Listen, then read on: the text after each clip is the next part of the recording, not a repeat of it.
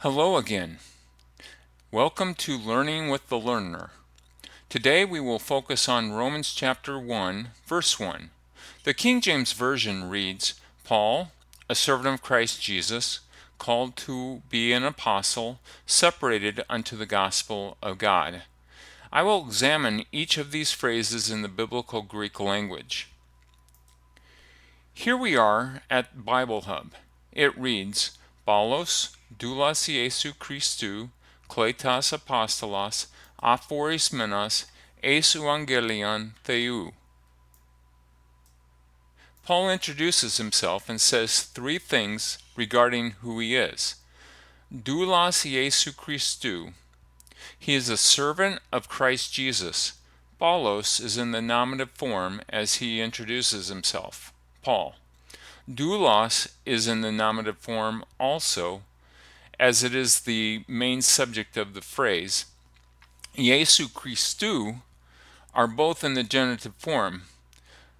To better understand the genitive form, I will go to Ray Summers' book, Essentials of the New Testament Greek, on page 17. Here we see that the genitive is in the case of the description. The genitive case is the case of description. When a word appears in this case, it specifies or qualifies the word or idea it modifies. In the phrase oikos to apostolou, the Greek apostolou describes oikos by telling to whom it belongs. It is the apostle's house, or the house of the apostle. So this is telling us that Paul is a servant belonging to Jesus Christ. The next phrase, going back here, the next phrase is this verse, kletos apostolos, a called apostle. Both of these words are in the nominative case. Kletos is an adjective as it modifies the word apostolos. The last phrase in this verse is aphoris menos eis evangelion theou. I want to focus on the word aphoris menos. This is a participle. As you can see over here, this is a participle. Here it is acting as a verbal adjective. So let me go over here, and I want to talk about a verbal adjective. A participle is considered a verbal adjective. It is often a word that ends in ing in English, such as speaking, having, or seeing.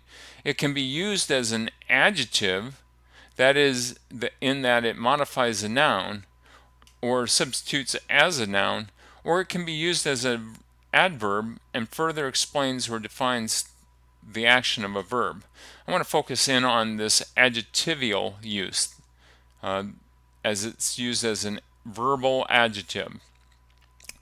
Here we see in Hebrews 10:37, the coming one will come. Let's look at that in the Greek. Here we have hoi erkomenos heke, if I'm pronouncing it right. Hoi erkomenos is the coming one will come. And you might notice the similarity with the menos ending here with the menos ending here of aphoris menos. The last thing I want to point out here is this website here, the Textus Receiptus Bibles.com, and here we can see that the Textus Receiptus New Testament Variants.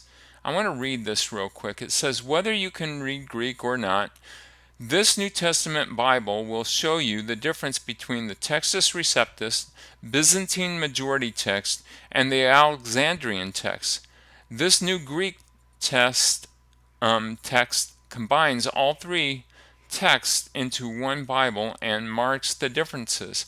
So here we are looking at Romans chapter 1, verse 1, Paulos doulos, and we see here that the Textus Receiptus as well as the Byzantine, if you scroll down here, we can see that the BM stands for Byzantine Majority Text and AX stands for the Alexandrian text. So scrolling back up, we see here that the only distinction here is that the changing of the Jesu Christou versus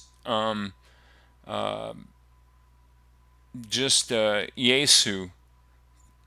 So they eliminate Christou here. So I just wanted to point that out as well. So going back here, so that's the concepts behind all this, and therefore we have the ending aphorismenos eis evangelion theou, or having been set apart for the gospel of God.